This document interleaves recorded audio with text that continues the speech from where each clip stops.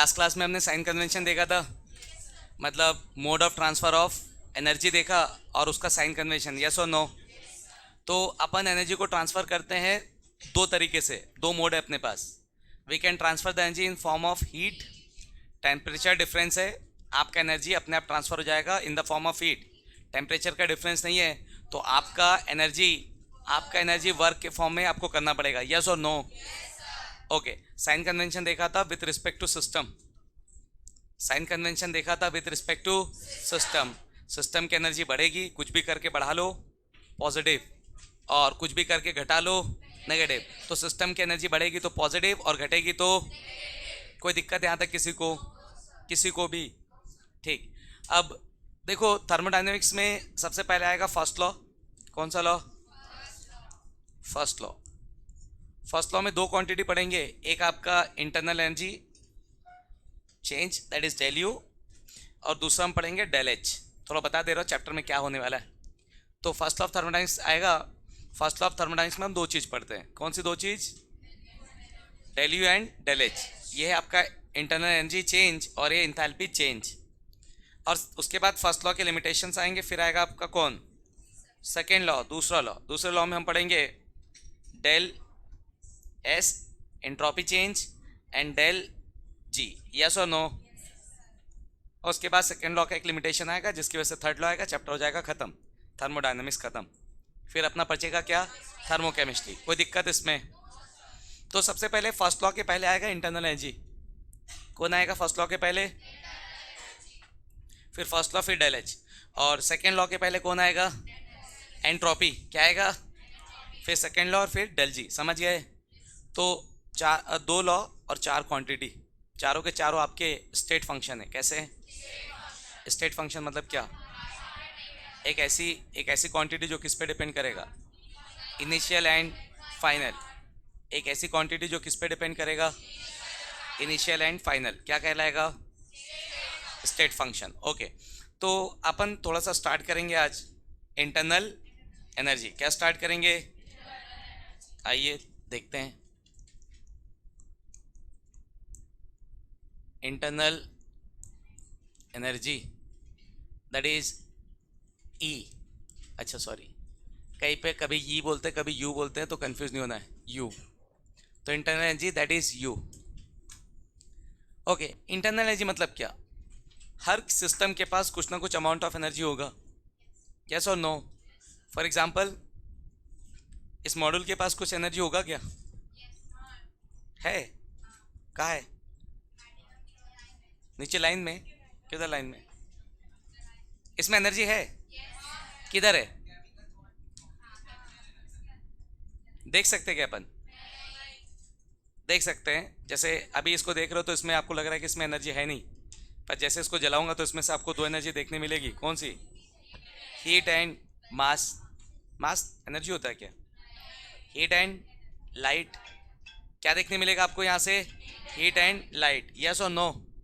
तो जैसे इसको बंद करूंगा आपको दो चीज़ मिलेंगी, एक मिलेगा आपको हीट और दूसरा मिलेगा। कोई दिक्कत इसमें? तो मतलब हर किसी के अंदर कुछ ना कुछ अमाउंट ऑफ एनर्जी होता है, दिखेगा ऐसा जरूरी? आया समझ में? तो किसी भी सिस्टम के पास जितनी टाइप की एनर्जी होगी, ऑल टाइप ऑफ एनर्जी, उन सबका सम इंटरनल एनर्जी। एक सिस्टम के पास जितने भी टाइप ऑफ एनर्जी है, सारे टाइप ऑफ एनर्जी का सम क्या कहलाएगा? कोई दिक्कत किसी को?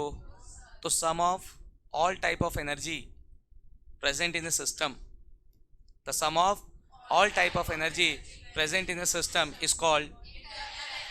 अब ये समझ में आया कि इस सिस्टम के पास दो एनर्जी है आपके पास, एक हीट और एक, पर इसको बिना जलाए कभी निकाल सकते हो क्या? ऐसे मॉड्यूल रखा है और मैं बोल रहा हूँ बेटा इसकी हीट एनर्जी निकालो, पॉसिबल है क्या? लाइट एनर्जी पॉसिबल है क्या? तो किसी भी सिस्टम की सारी एनर्जी एट ए टाइम निकाल नहीं सकते, पर मैं इसको जला दूंगा तो इसकी सारी एनर्जी बाहर आएगी, हाँ या ना? तो जलाने के बाद जो आ रहा है वो इनिशियल नहीं है, वो फाइनल है। इनिशियल तो ये है जीरो, जला दूंगा तो एनर्जी निकलेगी, वो क्या होगा? फाइनल। तो that is called change, that is called. तो इसको देख करके क्या इसकी लाइट और हीट एनर्जी निकाल सकते हैं? नहीं। तो किसी भी सिस्टम की सारी एनर्जी, किसी भी सिस्टम की सारी एनर्जी अपन देख के नहीं निकाल सकते ना। समझ आ रहा है? तो it is impossible to calculate internal energy. हर टाइप की एनर्जी को निकालना possible, but we can calculate change in internal energy. और internal energy is a state function, path पे डिपेंड। एक पेज जलाऊं चाहे एक साथ पूरे जलाऊं, एक एक करके जलाऊं चाहे एक बार में पूरे जलाऊं, एनर्जी क्या रहेगी? सेम। तो स्टेट फंक्शन आ रहा है समझ में? तो internal energy is also state function, तो हम उसका डेल निकाल सकते हैं। क्या निकाल सकते हैं? इनिशियल एंड फाइनल स्टेप पे डिपेंड नहीं करेगा। आया समझ में? तो कोई अगर पूछे बेटा बता क्या होता है इंटरनल एनर्जी, क्या बोलोगे? The sum of all type of energy present in a system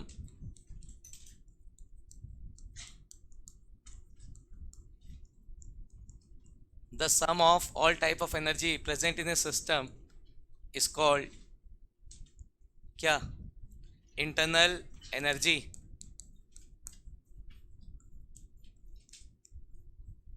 तो internal energy E is the sum of all type of energy।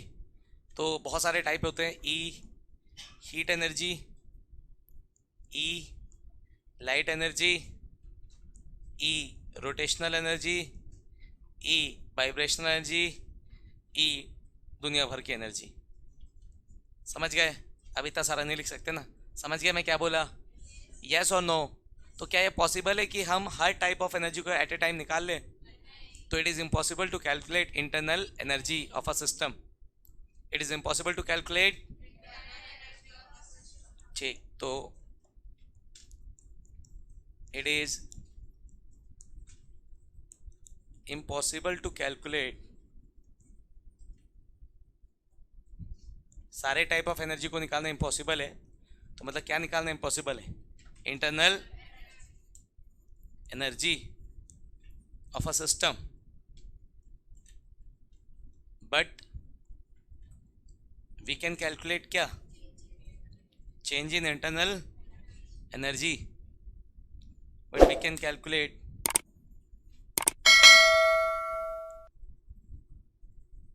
Change in internal energy. What is that? Del U. What is that?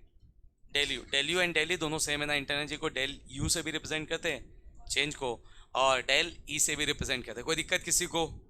किसी को भी? ठीक, ये हो गया आपका क्या? Internal energy. कोई दिक्कत किसी को? नोट कर लीजिए।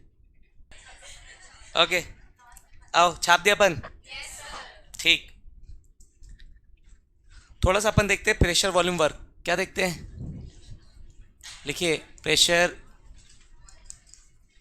Volume work. Pressure volume work समझते हो?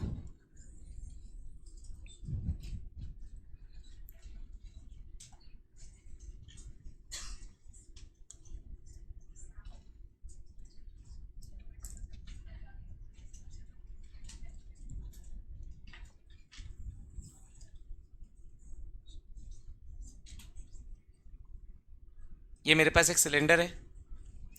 क्या है ये?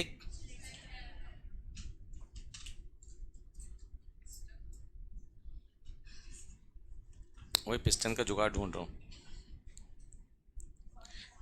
ठीक है, तो ये आपका क्या आ गया? एक पिस्टन कि सिलेंडर? ये आपका एक सिलेंडर है। ठीक है, अब इसमें एक पिस्टन लगा देते हैं। क्या लगा देते हैं? एक पिस्टन।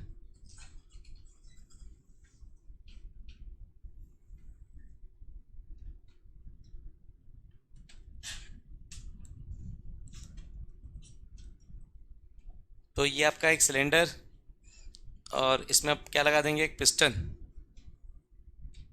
ठीक, तो अब देखो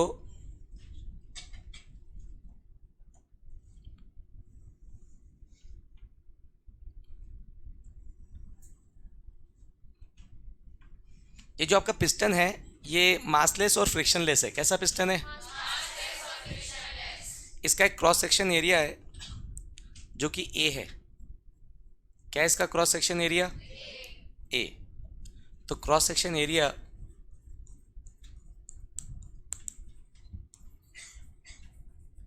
क्रॉस सेक्शन एरिया इज ये। अब मैंने इसके ऊपर एक प्रेशर लगाया पी एक्सटर्नल, इसको थोड़ा नीचे दबा दिया। किधर दबा दिया? अब जैसे नीचे दबाया, दबा करके छोड़ दिया। अब मेरा जो पिस्टन है ना तो उसका कोई मास है और ना तो कोई उसका फ्रिक्शन है। तो मेरे पिस्टन में ना मास है ना तो फ्रिक्शन है। यस और नो? तो फिर कैसे? पिस्टन जैसे थोड़ा सा नीचे किया तो अपने आप कहाँ चला जाएगा? ऊपर। कहाँ चला जाएगा अपने आप? पिस्टन ऊपर चला गया। तो जैसे आपका पिस्टन ऊपर जाएगा, कहाँ जाएगा पिस्टन? ऊपर। तो एक स्मॉल डिस्टेंस से डिस्प्लेस हो गया, मान लो। किससे डिस्प्लेस हो गया? एक स्मॉल डिस्टेंस।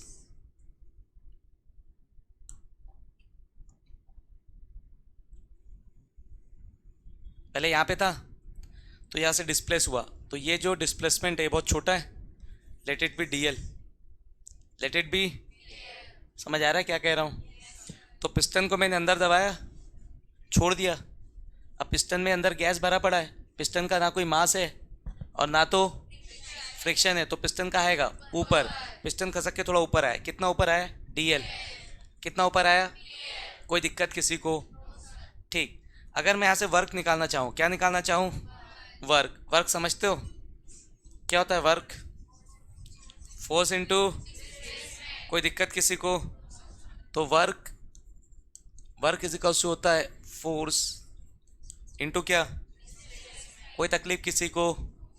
तो वर्क मेरा होता है फोर्स इनटू डिस्प्लेसमेंट। तो work is equals to force. तो फोर्स की अगर बात करता हूं, फोर्स क्या होता है पहले ये बता दो भाई। ओके, फोर्स छोड़ दो, फिजिक्स ज़्यादा पढ़ लियो ना। प्रेशर क्या होता है ये बताओ भाई। हाँ, ये मेरे काम का है। तो अपन डिसाइड करते pressure. Pressure is equals to force upon area. Okay, यहाँ से फोर्स निकाले तो क्या हो जाएगा? Force pressure into, okay, that is pressure into area. अब इसकी वैल्यू, इस फोर्स की वैल्यू को आप पुट अप कर देते हैं। तो वर्क इज इक्वल्स टू क्या था? Force into displacement. और प्रेशर क्या था? Force per unit area. ये सबको पता है। तो यहाँ से हमने निकाल लिया प्रेशर। क्या निकाल लिया? वैल्यू को पुटअप कर देते हैं। क्या कर देते हैं? वैल्यू को पुटअप कर देते हैं। कर दे वैल्यू पुटअप। फोर्स को पुटअप करोगे क्या मिलेगा आपको? Work is equals to pressure into area into क्या? Into displacement. कोई दिक्कत किसी को? एरिया क्या होता है? एरिया का मतलब होता है किसी का भी एरिया निकालो दुनिया में, सबका एरिया होता है लेंथ इनटू लेंथ। अब बोलो कि नहीं sir, area of cuboid, area of cuboid बोलूं? यस और नो? मान लो कोई वो है, लेंथ और ब्रेथ है, जैसे इस रूम का एरिया निकालना चाहता हूँ, फ्लोर का कितना एरिया है, तो लेंथ इनटू ब्रेथ। तो बोलोगे नहीं सर, लेंथ इनटू ब्रेथ भी होता है। कोई सर्कल है तो रेडियस इनटू रेडियस होता है। यस और नो? तो रेडियस को भी निकालोगे तो मीटर में निकालोगे या सेंटीमीटर में? हाँ या ना? लेंथ को भी निकालोगे तो मीटर में या फिर सेंटीमीटर में या किलोमीटर में? ब्रेथ को भी निकालोगे तो उसी में। तो हमने नाम दिया अलग, length, breadth, height, radius, etcetera etcetera, पर सारे के सारे क्या है? लेंथ। तो जब भी यूनिट देखोगे तो आपको मिलेगा सेंटीमीटर स्क्वायर, किसी का भी एरिया है, या मीटर स्क्वायर या किलोमीटर स्क्वायर, मतलब लेंथ इंटू लेंथ। तो एरिया माने लेंथ इंटू लेंथ। कोई दिक्कत भी किसी को? वॉल्यूम की बात करते हैं। वॉल्यूम की बात करेंगे तो यह आएगा एल इंटू एल, लेंथ का क्यूब। तो यूनिट क्या होगा? सेंटीमीटर क्यूब हो जाएगा या मीटर क्यूब हो जाएगा। किलोमीटर तो बहुत रेयर है, फिर भी क्यूब। मतलब 3 बार लेंथ को मल्टीप्लाई करने से क्या मिल जाता है? 2 बार लेंथ को मल्टीप्लाई करने से क्या मिल जाएगा? कोई दिक्कत किसी को? अब इधर अपन बात करें वर्क की। वर्क इज इक्वल टू क्या है? प्रेशर। प्रेशर इज पी, जो कि आजकल बहुत है तुम लोग के ऊपर। यस, ठीक है। एक तो ऑलरेडी एटमॉस्फेयर का प्रेशर था ही था, ऊपर से नीट का, ऊपर से मेरा भी थोड़ा बहुत प्रेशर आ गया आजकल। ओके, तो आओ थोड़ा सा प्रेशर को कम करते हैं। तो यहाँ से वर्क इज इक्वल्स टू क्या, प्रेशर एरिया, एरिया मतलब कितने बार लेंथ का मल्टीप्लाई, 2 बार। और डिस्प्लेसमेंट मतलब क्या, वो भी लेंथ है, डिस्प्लेसमेंट भी क्या है, लेंथ, एक बार और मल्टीप्लाई, हाँ या ना, कोई तकलीफ किसी को। तो यहाँ से एरिया, एरिया मतलब क्या, एरिया ही लिखता हूँ उसको, इंटू डिस्प्लेसमेंट मेरे पास है कितना है बेटा, डीएल। डी का मतलब क्या होता है, डी का मतलब बहुत छोटा चेंज, डी थोड़ा सा बड़ा change, del change, del is also for the change, D is also for the, तो डेल मतलब, डी मतलब, तो अभी भाई आपने पिस्टन को थोड़ा सा दबा के छोड़ दिया तो अंदर के गैसेस कितना ही पिस्टन को उठाएंगे, थोड़ा बहुत, तो डी एल, हाँ या ना। तो यहाँ से एरिया मतलब लेंथ इंटू लेंथ क्या आएगा, वॉल्यूम, हाँ या ना। तो वर्क इज इक्वल्स टू, मैं इसको क्या लिखूंगा, पी डेल वी लिखूंगा बेटा, क्या लिखूंगा इसको, क्यों डेल वी, डी क्यों नहीं, चेंज तो डी भी होता है, डी वी लिखूं तो भी तो क्या है, चेंज इन वॉल्यूम ना, डेल वी लिखा हूं तो क्या है ये भी, तो D V change in volume, del V change in volume. तो भैया जब यहाँ पे डी ऑफ एल लिखा है तो आपने डी ऑफ वी क्यों लिखा है, डेल ऑफ वी क्यों लिखा है, एरिया बड़ा है, cross section area as compare to the displacement, cross section area बड़ा है। तो जैसे मान लो ये पूरा रूम भर के पिस्टन है और डिस्प्लेसमेंट इतना सा हो रहा है, तो वॉल्यूम निकालूंगा तो डिस्प्लेसमेंट तो सेंटीमीटर में है पर वॉल्यूम लीटर में आ जाएगा, समझ आ रहा है, क्रॉस सेक्शन एरिया बड़ा है, पिस्टन थोड़ा सा खसका पर गैस क्या हो जाएगा, वॉल्यूम बहुत ज़्यादा ना, समझ आया। तो क्रॉस सेक्शन एरिया बड़ा होने की वजह से जो वॉल्यूम का चेंज होगा छोटा नहीं होगा, क्या होगा, वो बड़ा। क्रॉस सेक्शन एरिया बड़ा होने की वजह से वॉल्यूम का चेंज क्या हो जाएगा, बड़ा, हाँ या ना, कोई दिक्कत। तो डीवी नहीं आएगा, क्या आएगा, डेल वी। यहाँ पे सिंबल हमने साइन कन्वेंशन नहीं लिया है ना, हमने यहाँ पे साइन कन्वेंशन, हमको पता है वर्क डन सिस्टम करेगा नेगेटिव, क्योंकि यहाँ पे साइन लिख दूंगा फिर आप हर जगह कंफ्यूज होंगे, इसलिए साइन कन्वेंशन लिया ही नहीं है। हमको पता है साइन कन्वेंशन, वर्क सिस्टम करेगा तो, वर्क तुम करोगे तो, समझ गए। तो जहाँ जरूरत पड़ेगा साइन कन्वेंशन के साथ पुटअप करेंगे, फिलहाल हमने साइन कन्वेंशन नहीं लगाया। कोई तकलीफ किसी को भी, क्लियर है सबको। तो ये हो गया आपका कौन सा work, pressure volume work, clear है सबको। थ्योरी लिखने की जरूरत नहीं ना, क्योंकि डेरिवेशन आता नहीं है, ये आपकी ज़रूरत का है। No one will ask what is pressure volume work, कोई नहीं पूछेगा, ठीक है, आ रहा है समझ में। एक चीज़ और समझ लो, पिस्टन अगर ऊपर जा रहा है तो कंप्रेशन की एक्सपेंशन, और पिस्टन नीचे जा रहा है तो पिस्टन अगर ऊपर जा रहा है तो तुम कर रहे हो कि गैस कर रहा है, मतलब वर्क सिस्टम कर रहा है कि तुम, क्या आएगा, एक्सपेंशन वर्क कैसा होगा, नेगेटिव होगा। कैसा होगा एक्सपेंशन वर्क, सिस्टम करेगा। अगर पिस्टन नीचे आ रहा तो कंप्रेशन अपने आप कंप्रेस हो जाएगा क्या, नहीं गैस को ठंड लग रही चलो कंप्रेस हो जाते हैं, ऐसा होता है क्या। तो who will do the work, तो तब क्या आएगा आपका वर्क डन, समझ गए।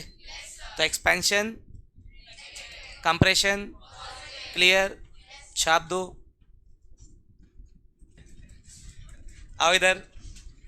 अब प्रेशर वॉल्यूम वर्क पूरे चैप्टर में यूज होगा ना, ठीक है। जहाँ पे भी एक्सपेंशन वर्क आएगा, कंप्रेशन वर्क आएगा, आपका वर्क डन होगा पी डेल वी, क्या यूज होगा, पी डेल वी। कोई दिक्कत इसमें।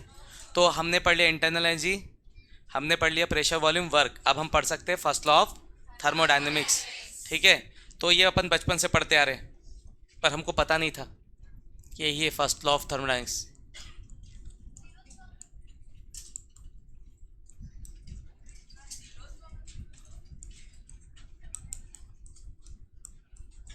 फर्स्ट ऑफ थर्मोडायनेमिक्स, ठीक है, यस और नो। तो अगर बात करते हैं फर्स्ट लॉ ऑफ थर्मोडायनेमिक्स की, ठीक है, जीरोथ लॉ नहीं आता, वो फिजिक्स में पढ़ लेना तुम, कोई काम का नहीं है, ठीक। एक बकवास सा स्टेटमेंट देख लेना, ओके। तो फर्स्ट लॉ ऑफ थर्मोडायनेमिक्स, तो फर्स्ट लॉ ऑफ थर्मोडायनेमिक्स क्या कहता है, ये अपन बचपन से पढ़े, energy can neither be created nor be destroyed. यही आपका फर्स्ट लॉ ऑफ थर्मोडायनेमिक्स। मतलब पूरे थर्मोडायनेमिक्स में कुछ आएगा चाहे नहीं आएगा, फर्स्ट लॉ ऑफ थर्मोडायनेमिक्स आएगा। और अगर फर्स्ट लॉ ऑफ थर्मोडायनेमिक्स आता है मतलब थर्मोडायनेमिक्स आता है, ठीक। तो according to according to sir नहीं वे, according to thermodynamics, according to thermodynamics. अबे गलत लिखवा देते हो बे। According to first law of thermodynamics,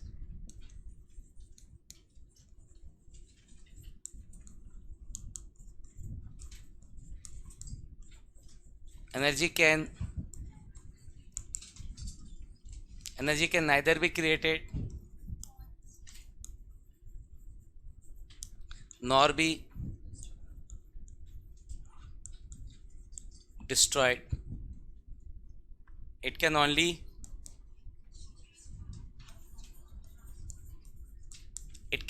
change from one form to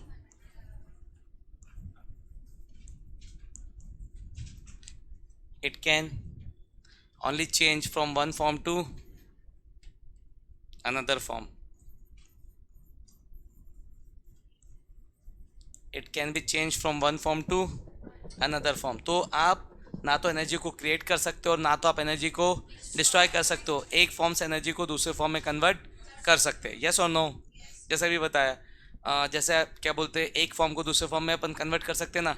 electric energy आ रही है और लाइट में से जा कर के किस में कन्वर्ट हुई, लाइट एनर्जी, यस और नो। सोलार पैनल लगा हुआ है, लाइट आ रही है, ठीक है, लाइट एनर्जी आ रही है, किस में कन्वर्ट हुई, इलेक्ट्रिकल एनर्जी में, यस और नो। एसी में से इलेक्ट्रिसिटी जा रहा है, क्या मिल रहा है आपको, ठंडा ना, हीट एनर्जी। कौन सी एनर्जी, हीट कम हो रहा है ना, तब तो ठंडा हो रहा है। हीटर लगा दूंगा तो गर्म होगा। आया समझ में, एक फॉर्म से अलग फॉर्म। हमारे काम का डेफिनेशन नहीं, हमारे काम का है मैथमेटिकल एक्सप्रेशन। क्या है बेटा हमारे काम का, हाँ मैथमेटिकल एक्सप्रेशन देखते हैं। हमारे काम का है mathematical expression.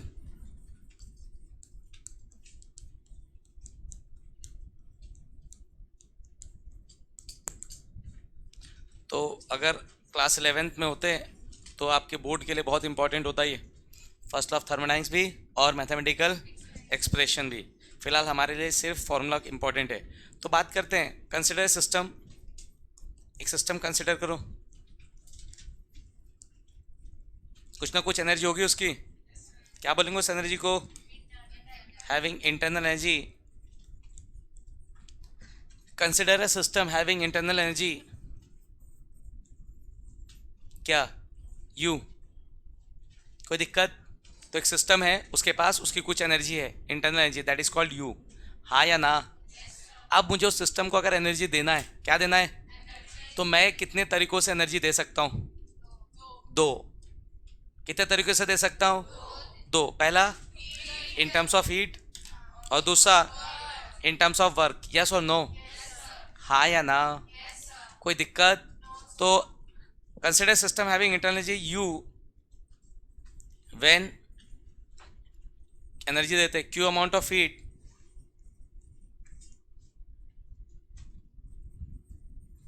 Is transferred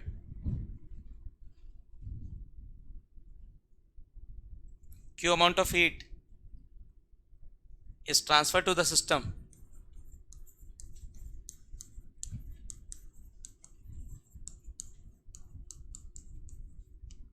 Its internal energy become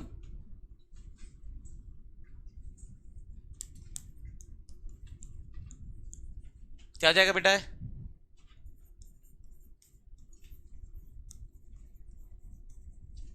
बेटा heat is transfer to the system, positive की नेगेटिव, पहले कितनी एनर्जी थी उसके पास, U, अब उसके पास एक्स्ट्रा एनर्जी आई ना, तो अब उसकी एनर्जी क्या हो गई, U प्लस Q, यस और नो, हाँ कि ना, जल्दी बोलो। तो कोई सिस्टम है जिसकी इंटरनल एनर्जी थी U, उसको मैंने दिया Q अमाउंट ऑफ हीट, अब उसकी इंटरनल एनर्जी क्या हो गई, कोई दिक्कत किसी को भी, so then it's internal energy become U plus Q। कोई तकलीफ किसी को, ठीक है। और कोई तरीका है क्या एनर्जी देने का, तो if W work is done on the system, its internal energy become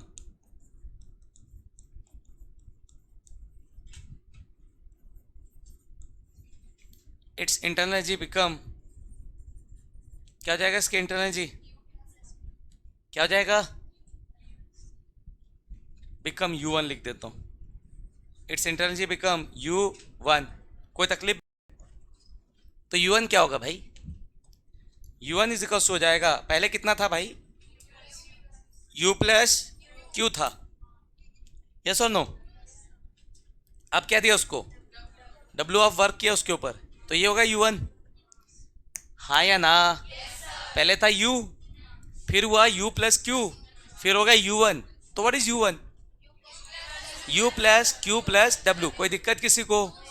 U को इधर भेजो भाई, तो क्या हो जाएगा? UN minus U is equal to Q plus W, yes और नो?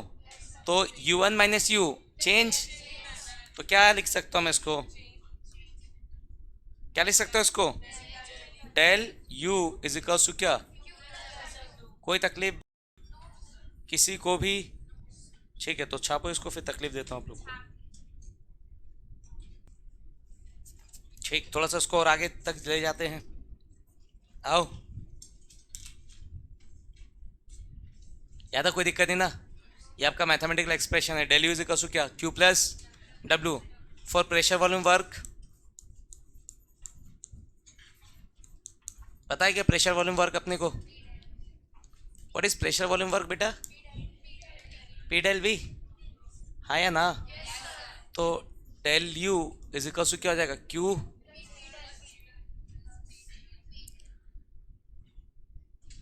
चलो ठीक है, P डेल V। कोई दिक्कत इसमें? तो प्रेशर वॉल्यूम वर्क हमने लिख लिया है, हाँ या ना? फॉर प्रेशर वॉल्यूम वर्क ना लिख के उसको ऐसे लिखते हैं, फॉर एक्सपेंशन वर्क, चलेगा ना? तो साइन कन्वेंशन आ जाएगा। फॉर क्या लिखो इसको?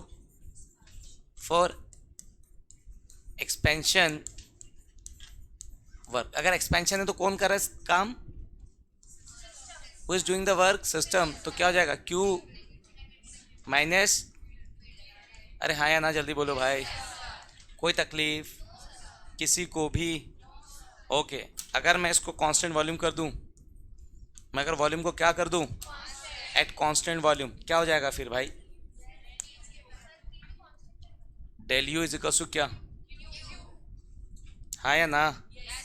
क्यू क्या? V for constant volume. आप समझो यहाँ पे, del U is what? Internal energy change.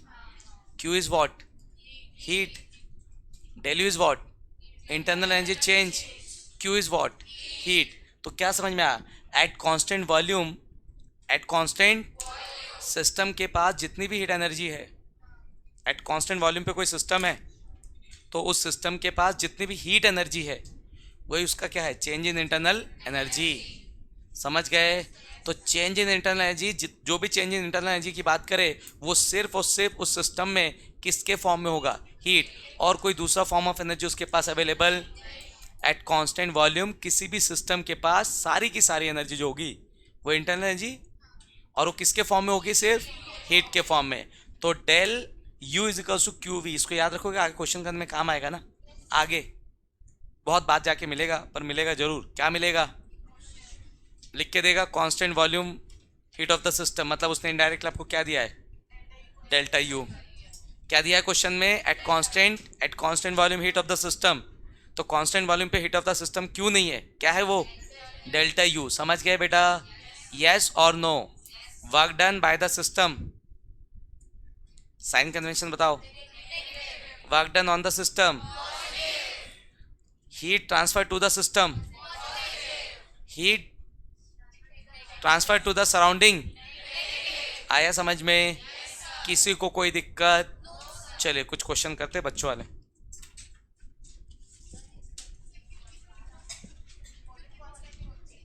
Volume constant heat of the system, इधर क्यू वी क्यों लिखा है? Heat of the system at constant volume. V नहीं लिखूंगा तो तुमको सपना आएगा क्या भाई वॉल्यूम कांस्टेंट लेना है? आया समझ में? तो heat of the Q V को क्या पढ़ते? Heat of the system at constant volume. तो कांस्टेंट वॉल्यूम में हीट ऑफ द सिस्टम किसके बराबर होगा? चेंज इन इंटरनल एनर्जी के बराबर। याद रहेगा सबको, सभी को। छाप दिए क्या अपन? क्वेश्चन छापो फिर।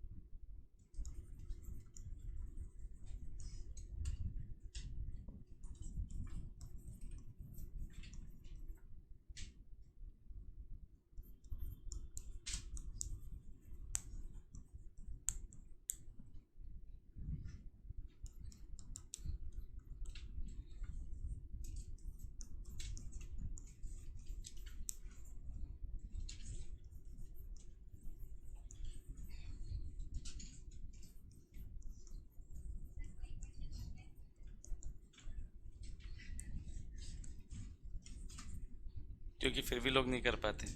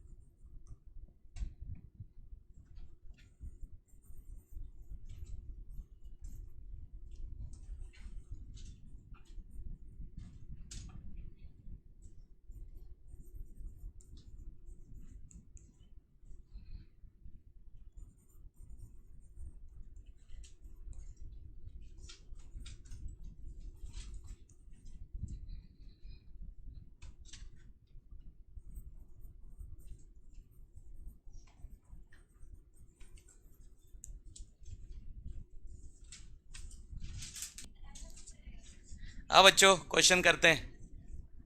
क्या है पहला क्वेश्चन में, क्या बोल रहा है बताओ तो। So del U is equals to क्या, Q plus W.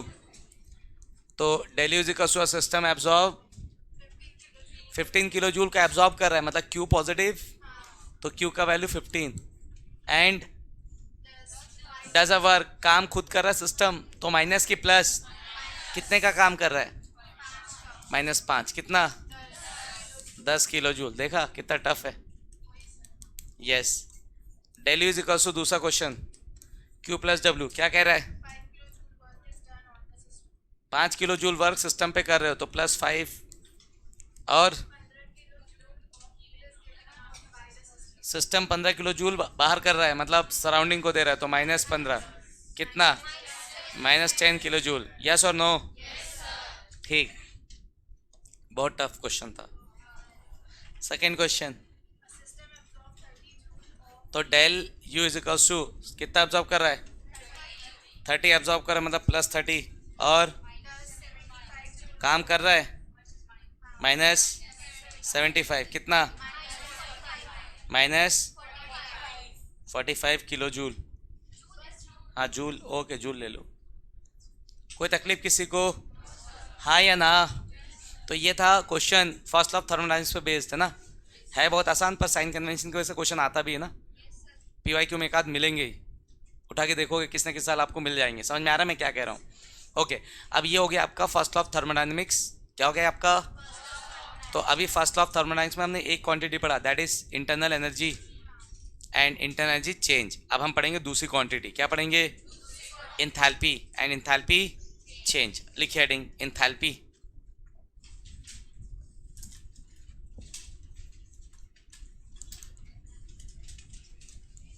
enthalpy and enthalpy change, that is del H. क्या होता है ये? del H.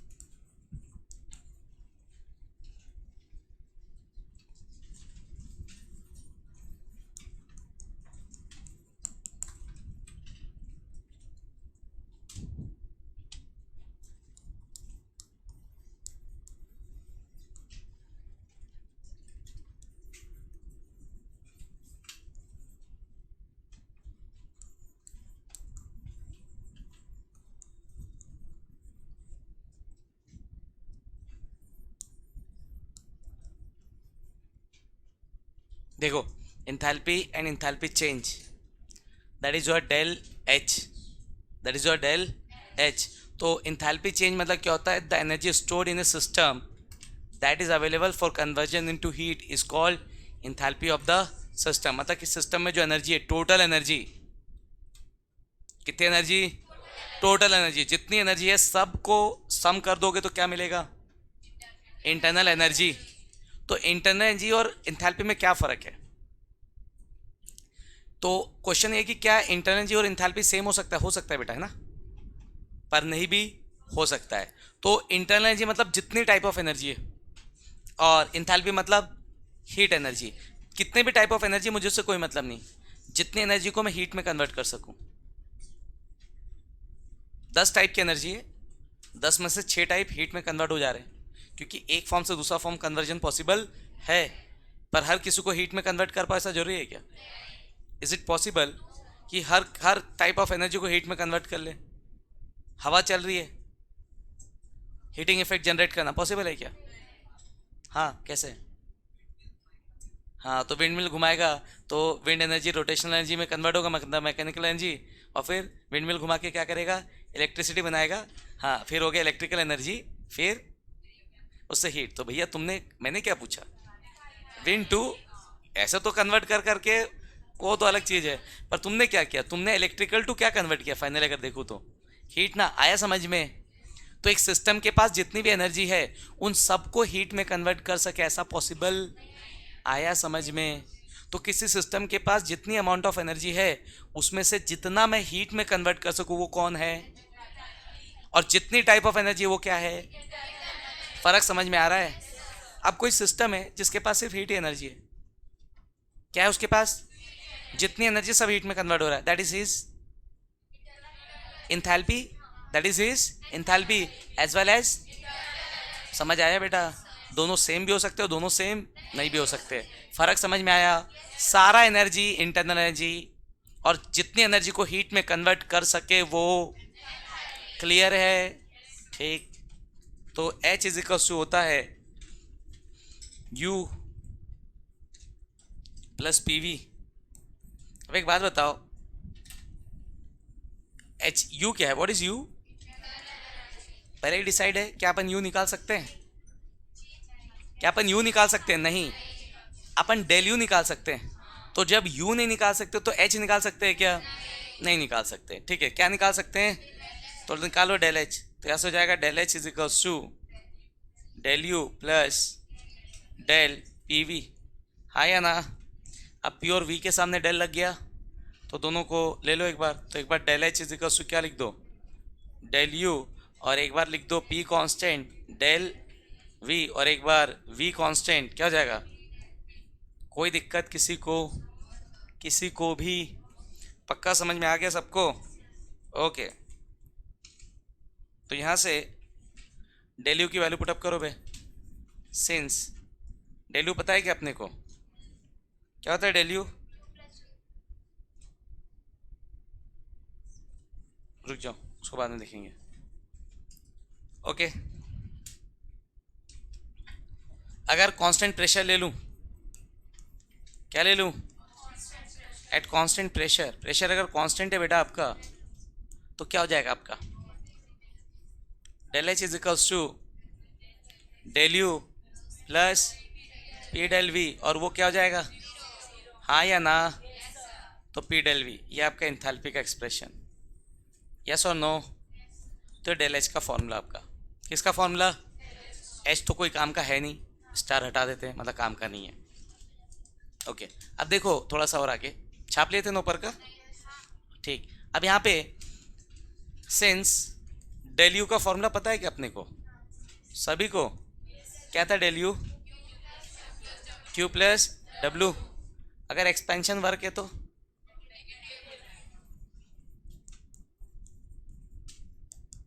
For expansion work, या अगर सिस्टम काम कर रहा है तो del U is equals to क्या, Q minus P del V, put up कर दे क्या, कहाँ पुटअप कर दे, तो del H is equals to del U, what is del U, Q minus P del V, and what is आगे क्या बचा है, प्लस क्या हो जाएगा, कैंसल, हाँ या ना, गया। ओके, क्या मिलेगा आपको यहाँ से, del H is equals to, तो del H is equals to Q जो आया है बेटा, उसमें अपन ने देखो ऊपर में किसी को कांस्टेंट लिया था, व्हाट इज कांस्टेंट, समझ गए बच्चे लोग। अब ध्यान दो, एक चीज़ और सीखने को मिला है, किसी भी सिस्टम का हीट एनर्जी उसके इंटरनल एनर्जी चेंज के बराबर हो सकता है जब वॉल्यूम कांस्टेंट है। किसी भी सिस्टम का जितना भी हीट है, किसी भी सिस्टम का जितना भी हीट है वो क्या हो सकता है, उसका इंटरनल एनर्जी चेंज अगर क्या कांस्टेंट, और किसी भी सिस्टम का जितना भी हीट है वो हो जाएगा डेल एच अगर क्या कांस्टेंट, तो कांस्टेंट प्रेशर पी कांस्टेंट सारा heat del H, V constant सारा हीट, समझ गए, याद रखोगे इसको ना। तो heat Q at constant volume अलग होता है, Q एट कांस्टेंट प्रेशर अलग होता है। वॉल्यूम पे क्या होता है डेल U, और प्रेशर पे क्या होता है, याद रहेगा सबको, आगे क्वेश्चन आएगा बेटा ना, आगे क्वेश्चन आएगा, आपको याद रखना है इसको, ठीक है। कोई दिक्कत किसी को, ऊपर का छाप लेते कि करूं यहाँ तक, और भी चलो छापो। ओके, आ जाओ थोड़ा सा आगे और पढ़ते हैं, थोड़ा सा देखते हैं हीट कैपेसिटी, क्या देखते हैं,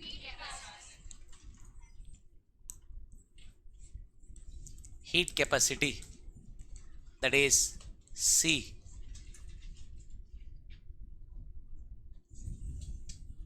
ठीक है, हीट कैपेसिटी समझते हो, नहीं, ओके, आओ समझते हैं, हीट स्टोर कर ले, ओके आओ हीट स्टोर कर लेते हैं, चलो चलो एक कंटेनर ले लेते हैं जिसमें हीट को स्टोर कर लेते हैं। एक कंटेनर आ गया बेटा, क्या क्या, एक, ओके, क्या स्टोर कर लेते हैं इसमें, हीट, ठीक है।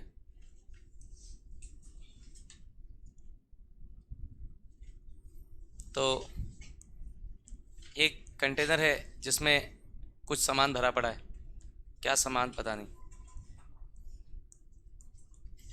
ठीक है, ओके, एक सिस्टम, अब इस सिस्टम का टेम्परेचर है मान लो रूम टेम्परेचर, तो T है 25 डिग्री सेंटीग्रेड, कुछ अमाउंट ऑफ सब्सटेंस भरा पड़ा है, अब मैं इसको हीट कर रहा हूँ, क्या कर रहा हूँ इसको, हीट, तो मैं इसको अगर हीट कर रहा हूँ, ठीक है, तो ये गर्म होगा, यस और नो, हाँ, पिंक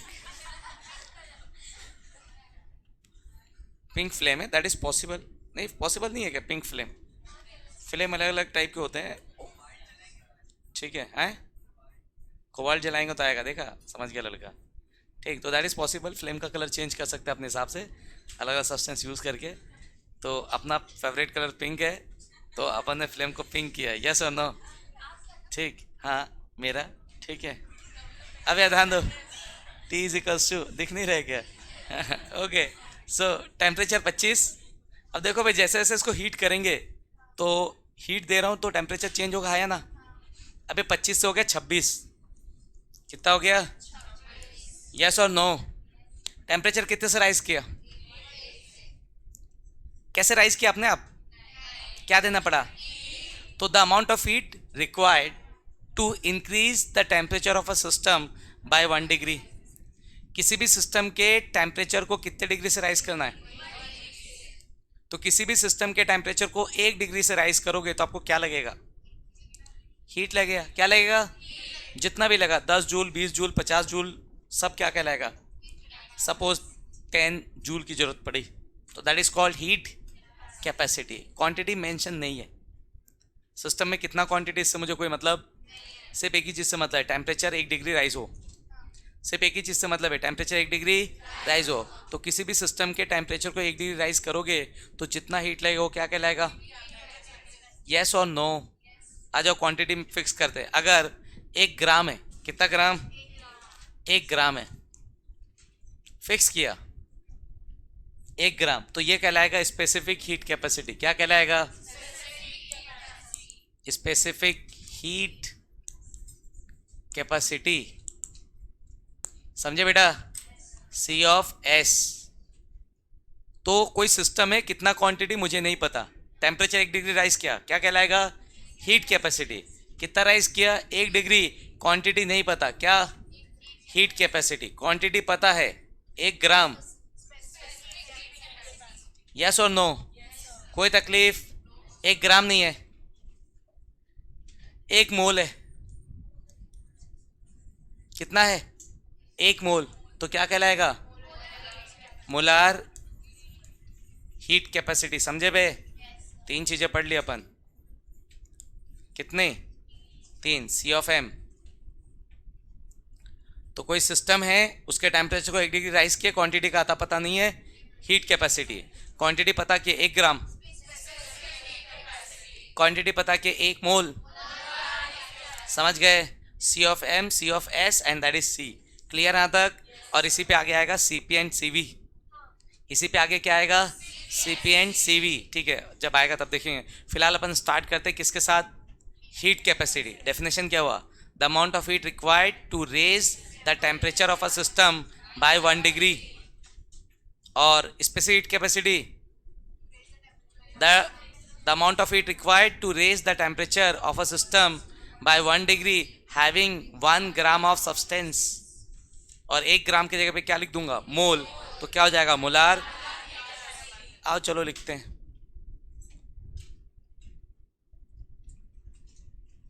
तो पहला क्या पढ़ रहे थे अपन? Heat capacity.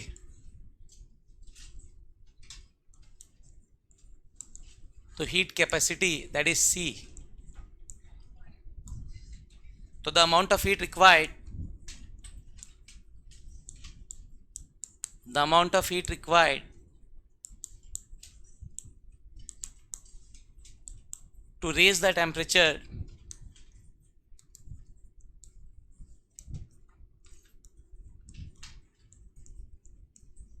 the amount of heat required to raise the temperature of a system, that amount of heat required to raise the temperature of a system by 1 degree. Degree है, change है ना, सेंटीग्रेड बोलो kelvin बोलो, कोई दिक्कत? तो centigrade लिख देता हूँ फिलहाल। By 1 degree centigrade is called heat capacity and that is your C. That is your C. C is equals to Q by del T. What is Q? सबको पता है? Yes or no? And what is del T? That is T2 minus T1. कोई दिक्कत किसी को? हाँ या ना? पक्का? इसी का डेफिनेशन को क्या लिख डालेंगे अपन? Specific heat capacity. सिर्फ क्या मेंशन करेंगे? 1 ग्राम ऑफ सब्सटेंस। एक ही इसको लिख के दे देता हूँ, ठीक है? स्पेसिफिक। मोलार खुद से लिख लोगे ना? ठीक, चलो इसको छापो। छाप लिए क्या? हटा दूँ फिर? अच्छा, बहुत तेज हो रहा है आजकल तुम लोग। ओके, सेकेंड आपका कौन? Specific heat capacity, that is called C of S. So specific heat capacity, that is C of S, क्या हो जाएगा ऐसे,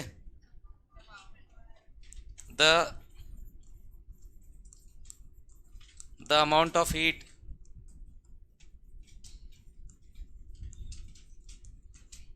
required to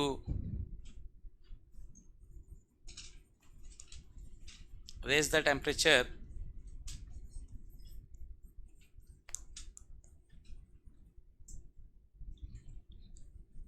of a system by 1 degree centigrade having क्या 1 ग्राम ऑफ, यहाँ पे mention हो गया, क्या मेंशन हो गया, 1 ग्राम ऑफ सब्सटेंस, क्या हो जाएगा, is called specific heat. Specific heat मतलब क्या, C of S is equal to क्या, क्यू बाय, अब मास आएगा ना, weight M delta T, extra क्या आया, एम मतलब क्या, मास ऑफ सब्सटेंस. समझे बच्चे लोग. और इसी को चेंज करके क्या लिख दूं, पर यहाँ से एक क्वेश्चन स्पेसिफिक हीट का क्वेश्चन आता है क्यू निकालने के लिए, क्या निकालने के लिए, तो यहाँ से क्यू इज इक्वल टू क्या हो जाएगा, हाँ ठीक है, M delta T into C S. ठीक, तो अपन यहाँ से क्यू निकाल सकते हैं, क्या निकाल सकते हैं, क्यू. बाकी चीज़ें पता है सबको, कौन क्या है, सभी को, ओके ठीक. अगर मोलार हीट कैपेसिटी लिखना चाहो तो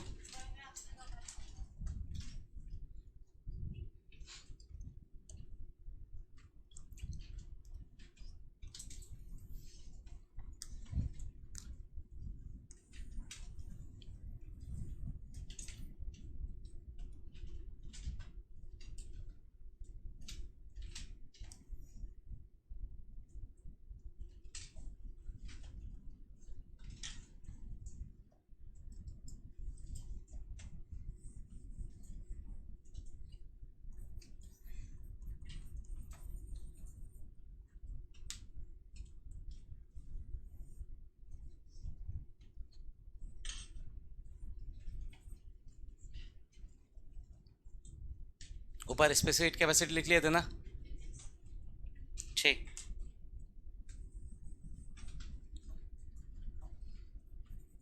ठीक है, जितना तेज से मैंने लिखा आप भी लिखिए, लिख लियो क्या, गुड. तो सी ऑफ एम की जगह क्या हो जाएगा, Q upon N delta T. What is N, so delta T is equals to, delta T नहीं पे, एन इक्वल्स टू क्या, नंबर ऑफ मोल्स, हाँ या ना, कोई दिक्कत इसमें. तो क्या मोलार हीट कैपेसिटी और स्पेसिफिक हीट कैपेसिटी में रिलेशन लिखा जा सकता है, can we write the relation between specific heat capacity and molar heat capacity, लिख सकते हैं. छाप लो जो बेचारे छाप नहीं पाए, वो बेचारों का क्या जो कुछ नहीं लिख पा रहे, लिखो बच्चों आराम से लिखो, इतना हड़बड़ी कहाँ जाना है अपने को. क्या लिखे हो, रिलेशन बिटवीन क्या, C of M and C of S. बताओ सी ऑफ एम का फॉर्मूला बताओ, C of M is equal to क्या, Q upon N delta T. What is N, number of moles. What is N, तो Q upon mole का formula पता है क्या, weight upon molar mass. Weight मतलब mass, पिछले वाले में एम लिखा हूँ तो यहाँ पे भी एम लिखा हूँ, हाँ या ना, किसी को डाउट तो नहीं, डब्ल्यू क्यों नहीं लिख रहा हूँ, मेरा मन नहीं लिखूंगा. तो C of M is equals to M mass upon molar mass, पलट जाएगा, मिक्स फ्रैक्शन है, किधर आएगा, यही आएगा क्या, पलट के यही आएगा ना, क्यू बाय एम डेल्टी का ही पढ़े अपन शायद, किधर पढ़े नहीं पता, कहाँ पढ़े हैं? तो सी ऑफ एम इजिकल क्या हो जाएगा? सी ऑफ एस इंटू एम। मतलब आपको मैं स्पेसिफिक हीट कैपेसिटी दूँ, क्या दूँ बेटा? अगर मैं आपको स्पेसिफिक हीट कैपेसिटी दूँ और आपसे मोलार हीट कैपेसिटी पूछूं तो आपको सिर्फ मोलार मास से मल्टीप्लाई करना है। किससे? तो अगर मैं आपको स्पेसिफिक हीट कैपेसिटी दूं और आपसे पूछूं मोलार हीट कैपेसिटी, कुछ नहीं करना है, सिर्फ उसको मोलार मास से क्या कर दो। कोई दिक्कत किसी को? तो specific heat into molar mass, specific heat into molar mass क्या कहलाएगा? Molar heat capacity. कोई दिक्कत इसमें? तो आज यही तक पढ़ते हैं। नेक्स्ट क्लास में अपन पढ़ेंगे सीपी सीबी में रिलेशन और न्यूमेरिकल्स करेंगे इसके। क्लियर यहाँ तक? हाँ या ना? चलिए आज के लिए इतना।